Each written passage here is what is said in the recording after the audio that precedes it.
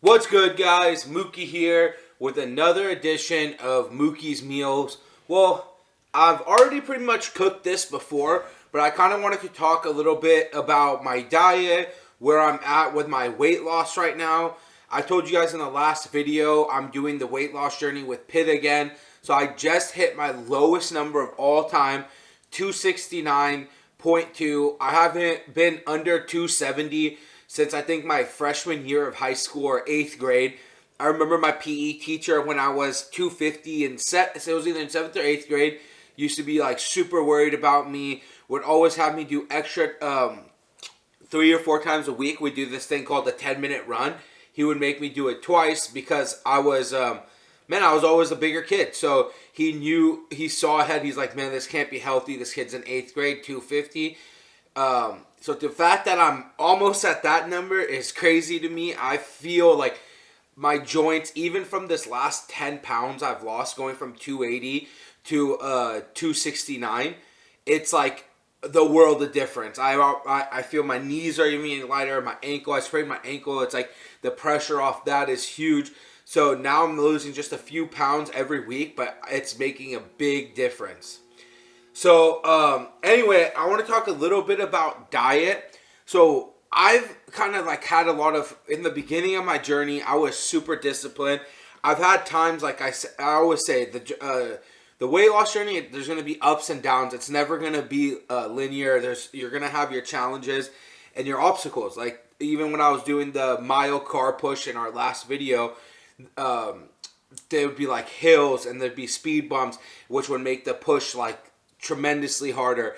But then that was the thing that Pitt would say: you're always going to have speed bumps in life, you're always going to have hills, and you have to go right through them, and you can't let any type of adversity, like if I would have let my first hernia, my bowel obstruction, my sprained ankle, all the injuries I've had hold me back, man, I would have never reached this goal, and I would have probably gained the weight back. So that's the thing. You got to stay consistent, you got to stay disciplined, and that's going to make the biggest difference. So for today, what I like to do and what helped me a lot in the beginning of my journey was in the mornings, I would eat my breakfast or like I would prepare my meals for the day. So like I have 2 pieces of chicken breast right here. And then my goal is I'm going to cook all this chicken. The idea is I'm not going to eat it at once. And I'm also big on having fresh meat. Like I don't like cooking on a Monday or Tuesday and then eating the food Friday. I'd rather just cook more often and have fresher food. And that being said, like right now, I've noticed it's like everybody, for me, like my school is at home now. A lot of people, their jobs are at home now. They're not working. When you have to commute and you don't have access to your kitchen, it makes a lot of this stuff a lot more difficult. So take advantage. Like I know everybody, it's like a tough time with COVID and everything going on, but you have to look at the bright side. You have to take advantage of the opportunities that are now presented to you, which is more free time at home, more opportunity to focus on your diet, go on more runs, whatever it might be. So use this time to really tap into that. So yeah, right now I'm just chopping up this chicken. I'll show you about what size that I get each piece. You can see that they're about 1-inch pieces. I remove all the fat and everything. Just throw it right back in here. So I'll marinate it with Montreal steak seasoning or barbecue seasoning. I keep it super simple. I'll grill it and I'll throw the rest into my fridge. And as I need it throughout the day, I'll eat it. And so pretty much the title of this video, and it's taken me a little bit to get into it, it's about like dieting and about how I'm a big believer. I loved intermittent fasting, and it's almost like I always told people, it's not because I use intermittent fasting as like that was my diet. Really, all intermittent fasting was my eating regimen on like these are the hours that I'm gonna eat. But at the end of the day, if you're what really matters when it comes to dieting, guys, this is what you got to pay attention to, is if you're in a calorie deficit. Nothing else matters, guys. You could do keto, you could do anything. And I've learned if you are in a calorie deficit, you will lose weight. That is simple. Whether you're intermittent fasting, because if I'm intermittent fasting for 20 hours and then in that 4 hours I'm eating 5,000 calories, do you really think I'm losing weight? Like, there's just no way. So whatever you're doing, it's like whoever tries to sell you on whatever diet plan, just know for yourself you have to be in a calorie deficit. That is all that matters, guys. Seriously, all that matters. And if people tell you otherwise, man, they're just BSing you. Because I swear, I've looked up all the diets, all the little things that you can do.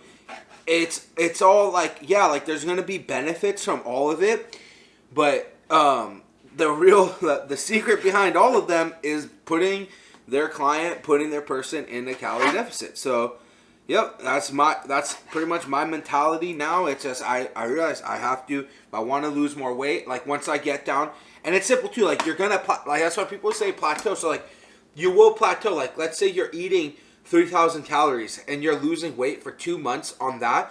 Eventually your body's gonna adjust. So you're gonna have to knock that down a couple hundred calories, and then you will start losing weight again.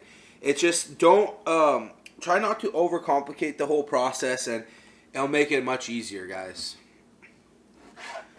But anyway, I'm gonna finish cutting up this chicken breast. I got a few pieces. I hope, like I said, what I really want everyone to take away from this video is the fact that to lose weight, all you need is a calorie deficit. It's not intermittent fasting.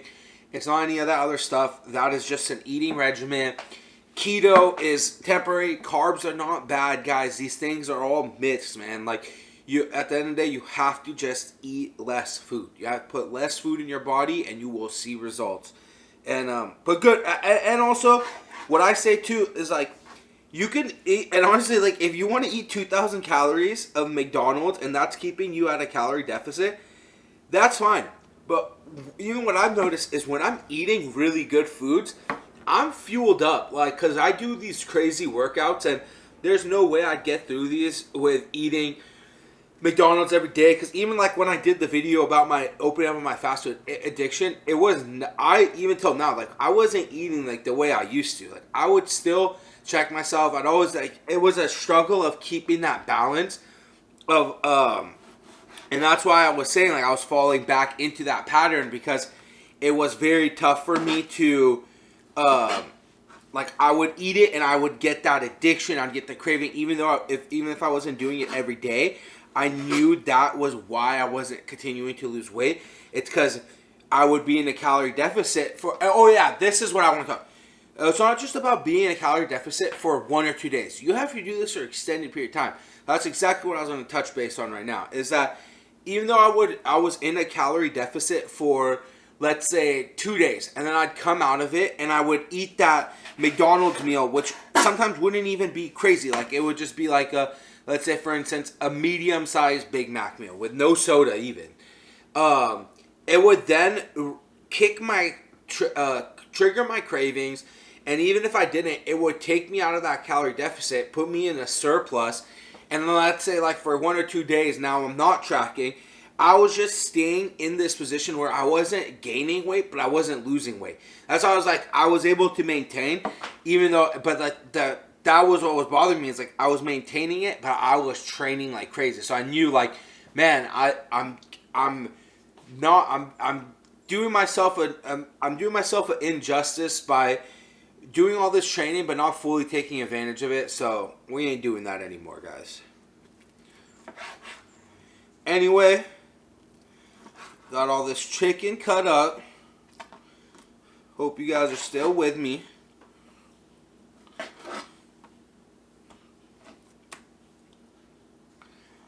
My favorite is honestly the 95.5 ground beef, but it's